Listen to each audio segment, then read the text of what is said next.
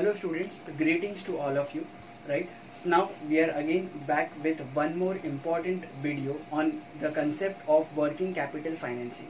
Now मेरे को majority of the request students से इस टॉपिक के बारे में आया था, so now this video will be on this particular important concept जो TY BAF में भी है, TY BMS में भी है, SY BAF, SY BMS and even in SY BCom. So बहुत सारे streams को ये वाला lecture cover करने वाला है. So one of the very important video I would say, right? Now अब मेरा लेक्चर स्टार्ट करने से पहले वापस से मैं अपने कंप्लेंट वाले पार्ट पे आता हूँ. तो स्टूडेंट्स का वापस से वही कंप्लेंट रहा है कि वो लोग को वीडियो अच्छी क्वालिटी में नज़र नहीं आ रही. मैंने मेरे पुराने वीडियो में ऑलरेडी डिस्कस किया है कि क्वारंटीन के टाइम पे यूट्यूब की क्वालिटी, पिक्चर क्वालिटी उन लोग ने कम करके रखा है, जिसका मैंने आपको सोल्यूशन ऑलरेडी दिया था. सो इसका सोल्यूशन बेसिकली ये था कि यू कैन यूज़ लैपटॉप. तो लैपटॉप पे आप इसको हाई क्वालिटी पे देख सकते हो. How ever majority of the students के पास लैपटॉप नहीं है, राइट? सो उसके लिए मैंने सेकेंड ऑप्शन ये वर्कआउट किया है कि आप अपने यूट्यूब में नीचे ऑप्शंस देखोगे तो आपको डाउनलोड का ऑप्शन नज़र आएगा.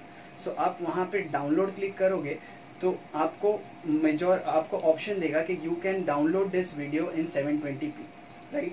सो what you can do is first you can download this video and then view it. So maybe आपको अच्छा क्वालिटी देखने मिल जाएगा.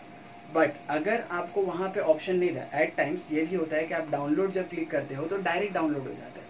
तो अगर आपको ऑप्शन नहीं देता है तो आप सेटिंग्स में जाके डाउनलोड वाले ऑप्शन में वहाँ पे डाउनलोड क्वालिटी में जाओगे तो उधर आपको ऑप्शन दिया जाएगा कि हाई क्वालिटी में 720p में आप अपना डाउनलोड ऑप्शन रख सकते हो, राइट? वो सेटिंग्स चेंज करके once you click the download तो आपको ये सेम वीडियो जो है वो 240 में नहीं 720p में डाउनलोड होकर नजर आएगी. Alright, so I hope this gives the solution of your complaint. Now let's not just waste time and moving ahead with our video that is of working capital. Alright, now working capital. Let us break this word working and capital. इसका meaning पहले समझते हैं हम लोग, ठीक है?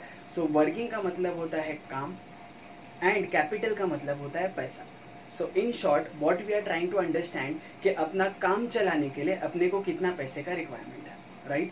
सो अभी हम लोग कोई भी बिजनेस करें, चाहे हम लोग ये एजुकेशन वाले बिजनेस में हो या मैन्युफैक्चरिंग वाले बिजनेस में हो, तो अपना डे टू डे ऑपरेशंस चलाने के लिए हम लोग को सर्टेन पैसे का रिक्वायरमेंट होता है, राइट? सो वो पैसा कितना अपने पास होना चाहिए रेडी, हाथ में अवेलेबल, उसको वर्किंग कैपिटल बोलते हैं. सो इन शॉर्ट मेरा मीनिंग यहाँ पे क्लियर है कि अपना डे टू डे ऑपरेशंस चलाने के लिए हम लोग को कितने पैसे का रिक्वायरमेंट है and how it has to be calculated. So यहाँ पे हम लोग को पहले उसका मीनिंग समझना है, उसका लॉजिक समझना है and then we will see कि इसका कैलकुलेशन कैसे होता है. एंड वापस से मैंने बोला कि हम लोग का यहाँ पे फोकस ज़्यादा कंसेप्ट पे है. So first we will understand the concept of working capital and then we will do one sum on it ताकि आपका कंसेप्ट और भी क्लियर हो जाए. Okay, alright. नाउ ये वर्किंग कैपिटल का लॉजिक क्या है वो हम लोग इस बिजनेस साइकिल वाले कंसेप्ट से समझते हैं, राइट?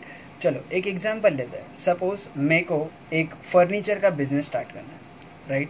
अब मेरे पास कैश है. सपोज मैंने एक 5 लाख रुपए डाल दिए मेरे बिजनेस में. तो मैंने मेरे कैश से, अगर तुम जब तक बिजनेस में पैसा इन्वेस्ट नहीं करोगे तो वो आपको प्रॉफिट के साथ वापस नहीं मिलेगा, राइट? तो सबसे पहले अपना बिजनेस जो है वो हमेशा कैश से चालू होता है. तो सबसे पहले मैंने कैश डाला मेरे बिजनेस में. अब वो कैश का यूज़ करके सबसे पहले मैं रॉ मटेरियल खरीदूंगा, राइट? अब एक फर्नीचर के बिजनेस के लिए रॉ मटेरियल क्या होगा? तो raw material will be would, right? अब मेरे को जो टाइप का क्वालिटी का वुड चाहिए एंड जो प्राइस में चाहिए वो रेडिली अवेलेबल नहीं होगा. तो सबसे पहले मेरे को मार्केट में रिसर्च करना पड़ेगा, मार्केट में घूमना पड़ेगा जाके देखने के लिए कि मेरे को मेरा जो स्पेसिफाइड जो क्वालिटी ऑफ वुड मेरे को चाहिए और जो प्राइस में चाहिए वो वेंडर अवेलेबल है कि नहीं, राइट? सो उसके लिए मे बी मेरे पास रफली 10 days चले जाए in order to survey in the market and to get the raw material. तो चलो 10 दिन मेरे को रॉ मटेरियल एक्वायर करने में लग गए. चलो मैंने रॉ मटेरियल ख़रीद लिया. अब रॉ मटेरियल एक बार ख़रीद लूँगा तो उसको मेरे को फिनिश गुड्स में कन्वर्ट करना पड़ेगा. फिनिश गुड्स में कन्वर्ट करने का मतलब मैं रॉ वुड ले रहा हूँ. अब वो रॉ वुड से मैं अपना टेबल या जो भी मेरा फर्नीचर है उसमें उसको कन्वर्ट करूँगा. तो कन्वर्ट करने के लिए मेरा खर्चा होगा प्लस मेरे को टाइम भी लगने वाला है, राइट?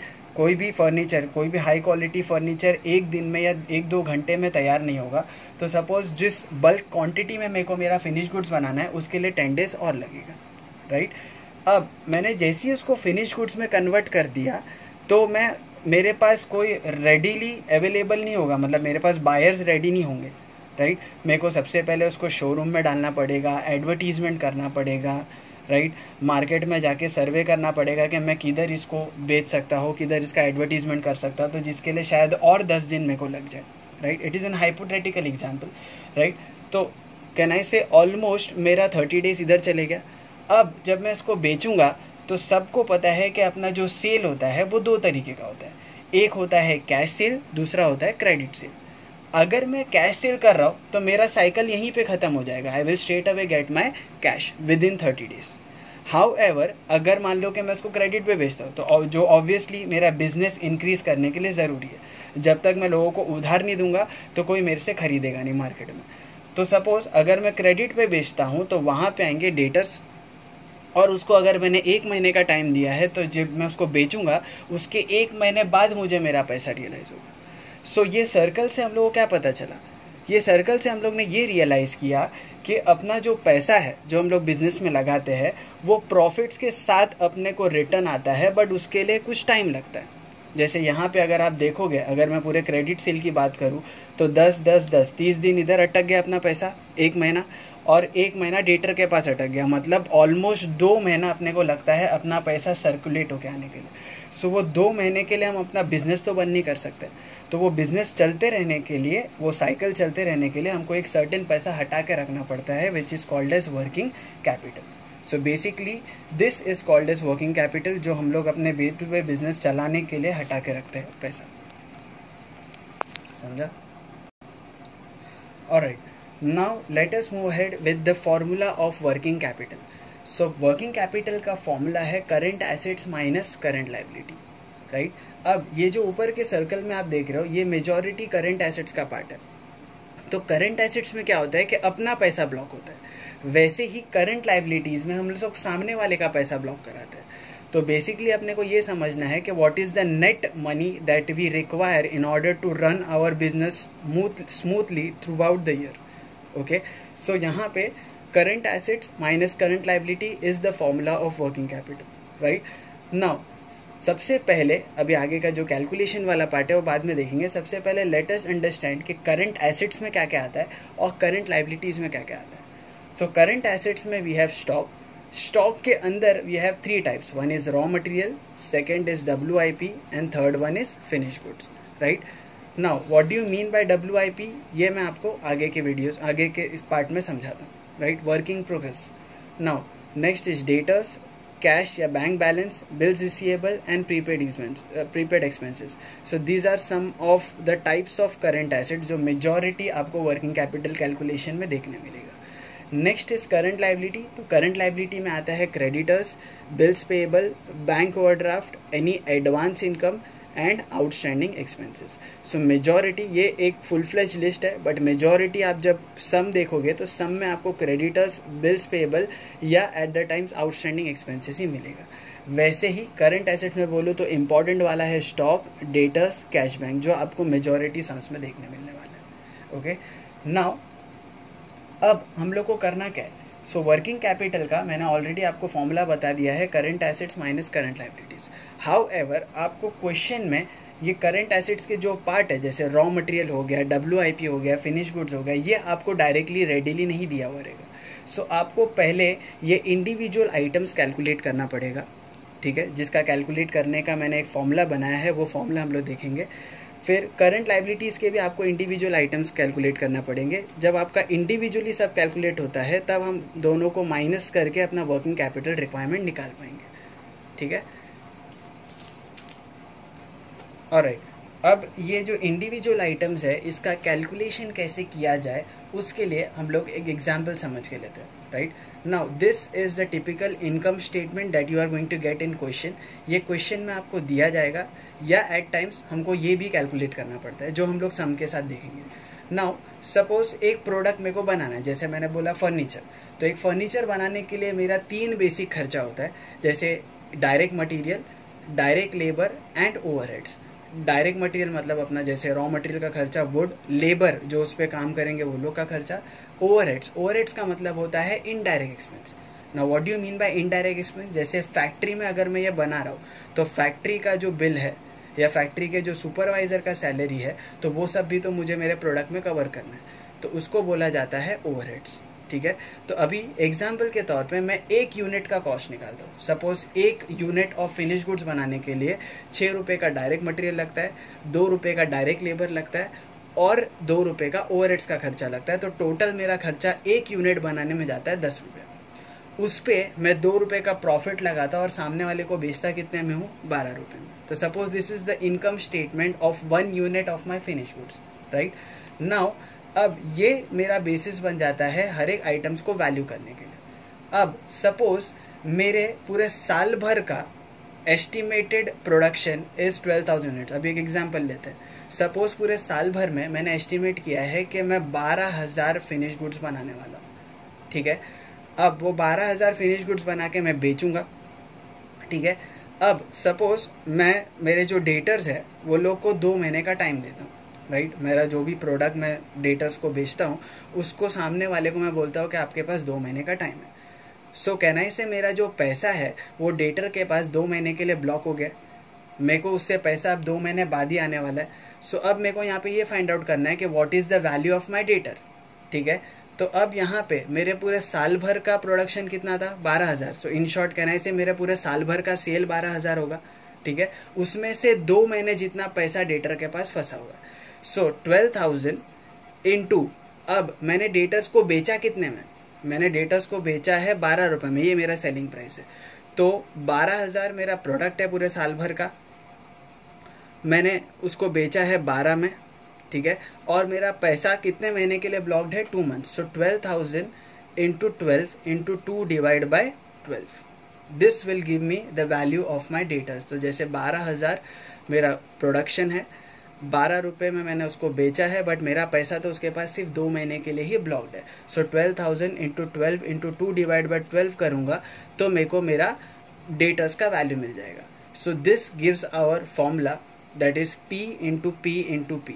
सो अभी चाहे वो तुम्हारा करंट एसेट्स हो या करंट लाइबिलिटी हो, इसमें से कोई भी आइटम का जब हम लोग को वैल्यू निकालना है तो इसका हम लोग का सिंपल सा फॉर्मूला बन जाएगा production into price into period. So जैसे साल भर का प्रोडक्शन 12,000 है, मेरा डेटर्स सेलिंग प्राइस के बेसिस पे होता है तो इंटू 12, बट मेरा यहाँ पे डेटर्स के पास सिर्फ 2 महीने के लिए ही पैसा अटका हुआ है तो into 2 divide by 12 will give me the value of my debtors. So इसका मेरा आंसर आता है 24,000। सो इसको हम लोग डायरेक्टली भी कैलकुलेट कर सकते हैं, जैसे यहाँ पे 12 और 12 कट हो जाएगा तो 12,000 into 2 will give you 24,000। That means आपका जो डेटर्स का वैल्यू है 24,000। So on an average debtors में आपका 24,000 रुपया ब्लॉक हो जाता है, राइट। नाउ अब जैसे कि हम लोग ने फॉर्मूला देख लिया है production into price into period. So production आपको ऑलरेडी क्वेश्चन में दिया रहेगा। एक और चीज़ जो आपको क्वेश्चन में दिया रहेगा कि व्हाट इज़ द पीरियड, जैसे डेटर्स में आपका मतलब कितना क्रेडिट पीरियड आप डेटर्स को देते हो, या फॉर दैट मैटर आपका रॉ मटेरियल स्टॉक में कितने टाइम के लिए रहता है, फिनिश गुड्स आपके पास स्टॉक में कितना टाइम रहता है, ये सारा इन्फॉर्मेशन आपको दिया रहेगा। सो इन शॉर्ट मेरा जो फॉर्मूला है वो फॉर्मूला का जो 2 पार्ट है प्रोडक्शन और पीरियड, ये आपको क्वेश्चन में दिया रहेगा। The only thing that you need to ascertain is the price, कि किसको क्या प्राइस के बेसिस पे कैलकुलेट करें। जैसे डेटर्स को हम बेचते हैं सेलिंग प्राइस पे, तो यहाँ पे मैंने प्राइस जो लिया है that is selling price. But अगर ये रॉ मटेरियल होता तो मैं उसको डायरेक्ट मटेरियल पे वैल्यू करता। सो अभी यहाँ पे जो सबसे इम्पॉर्टेंट अपने को समझना है that is the price list, के करंट एसेट्स और करंट लाइबिलिटीज़ के जो आइटम्स है इंडिविजुअल, उसको क्या प्राइस के बेसिस पे वैल्यू किया जाए। तो अपना फॉर्मूला सबके लिए फिक्स है, production into price into period. However the very important thing that you need to remember is the price. बाकी 2 तो आपको क्वेश्चन में मिल जाएगा, बट ये प्राइस का जो है वो आपको खुद ही आइडेंटिफाई करना है। ऑलराइट, सो जो प्राइस लिस्ट की मैं बात कर रहा था कि हर एक item of current assets and current liabilities को क्या प्राइस पे वैल्यू करना है। सो जैसे रॉ मटेरियल हो गया, सो रॉ मटेरियल का किससे कनेक्शन है? डायरेक्ट मटेरियल पर यूनिट, तो वो इसके बेसिस पे कैलकुलेट होगा। Next is WIP। अब WIP को थोड़ा सा हम लोग होल्ड करते हैं, पहले मैं बाकी सब डिस्कस कर लेता हूँ, फिर मैं आपको WIP के बारे में बताता हूँ, उसका मीनिंग समझाता हूँ एंड इसका कैलकुलेशन का जो फॉर्मूला मैंने दिया है उसका logic. Finish goods, so obviously finish goods बनाने के लिए हमारे सारे खर्चे जाते हैं, direct material, direct labour, overheads. तो उसको क्या बेसिस पे कैलकुलेट किया जाता है? टोटल कॉस्ट पे, जो हम लोग ने अभी इनकम स्टेटमेंट देखा था। तो टोटल कॉस्ट कैसे आता है आपका? डायरेक्ट मटेरियल, डायरेक्ट लेबर और ओवरहेड्स तीनों टोटल करके। सो इन शॉर्ट फिनिश गुड्स तुम्हारा वैल्यू होता है टोटल कॉस्ट पे, डेटर्स हमारा वैल्यू होता है सेलिंग प्राइस पे। सो क्वेश्चन में अगर कुछ मेंशन नहीं किया है तो बाय डिफ़ॉल्ट आपका डेटा सेलिंग प्राइस पे कैलकुलेट होगा। हाउएवर अगर क्वेश्चन में आपको बोला है कि डेटर्स को आपको कॉस्ट पे वैल्यू करना है, तो वैसे केस में आप टोटल कॉस्ट लोगे, right. So always remember, only in the case when it has been told specifically कि आपको डेटर्स को टोटल कॉस्ट के बेसिस पे वैल्यू करना है, तब जाके आप प्राइस टोटल कॉस्ट लोगे, अदरवाइज आपको बाय डिफ़ॉल्ट सेलिंग प्राइस लेना है। So bills receivable obviously debtors से ही कनेक्टेड होता है, तो वो भी जो बेसिस पे डेटर्स कैलकुलेट होगा दैट इज सेलिंग प्राइस, तो तुम्हारा बिल्स रिसीवेबल भी उसी बेसिस पे कैलकुलेट होगा। कैश बैंक, इसका आप टेंशन मत लो, ये आपको क्वेश्चन में दिया रहता है। प्रीपेड एक्सपेंसेस, आपका जो भी रिस्पेक्टिव एक्सपेंडिचर है, जैसे मैंने अगर वेजेस एडवांस में पे किया है या फिर कोई ओवरहेड्स का खर्चा एडवांस में पे किया है, तो जो भी रिस्पेक्टिव खर्चा है उसके बेसिस पे। देन क्रेडिटर्स को क्या बेसिस पे वैल्यू करोगे? Creditors will be valued on the basis of direct material. Now why direct material? Because creditors का अराइज होता है जब हम लोग किसी से उधार पे खरीदते हैं। अब अगर मैं मैन्युफैक्चरिंग वाले बिजनेस में हूँ, जो मेजॉरिटी आपको क्वेश्चंस आएंगे, तो मैं किसी से उधारी पे क्या खरीदूंगा? Raw material.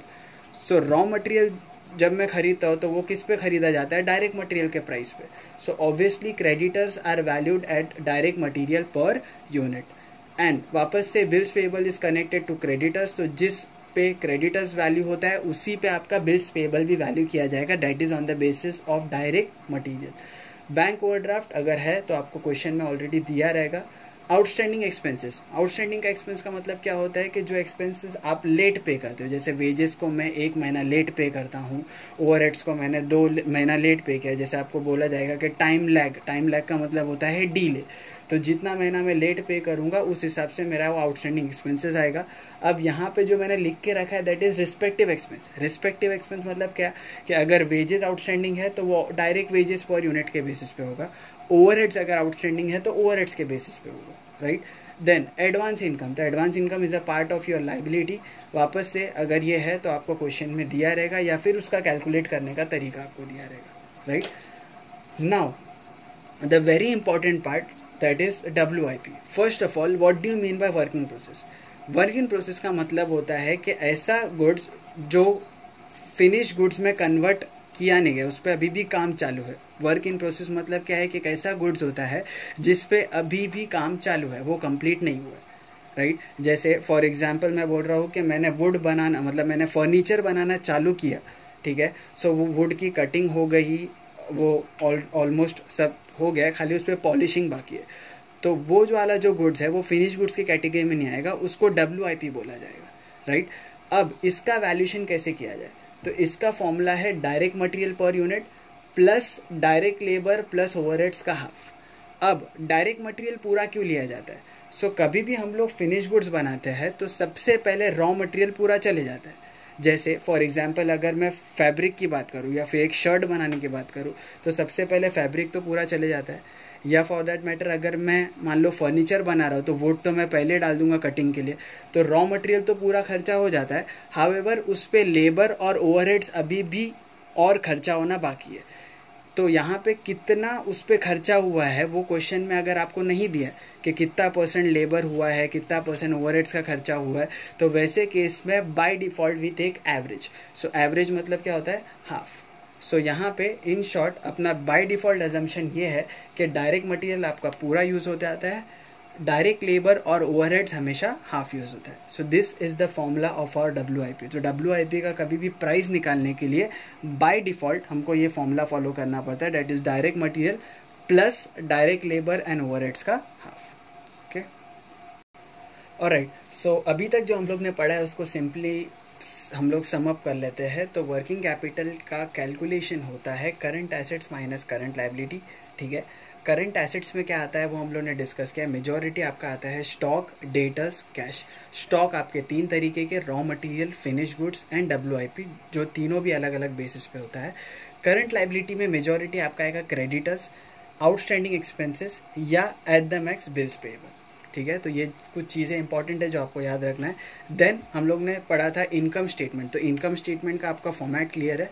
सबसे पहले आता है आपका direct material, direct labour, then overheads. वो तीनों को ऐड करेंगे तो टोटल कॉस्ट मिलेगा। टोटल कॉस्ट में प्रॉफिट ऐड करके आपका सेलिंग प्राइस आता है। तो ये इनकम स्टेटमेंट आपको क्वेश्चन में दिया जाएगा, नहीं दिया है तो आपको बनाने का इन्फॉर्मेशन दिया रहेगा, राइट। नेक्स्ट हम लोग ने ये समझा था कि जो हर एक आइटम है, करंट एसेट्स के हर एक आइटम या फिर करंट लायबिलिटी के हर एक आइटम्स, उसका कैलकुलेशन कैसे किया जाता है। तो जिसका मैंने सिंपल में आपको फॉर्मूला दिया, that is P into P into P, जिसका फुल फॉर्म है production into price into period. So production आपका कितना है वो आपको दिया जाएगा, पीरियड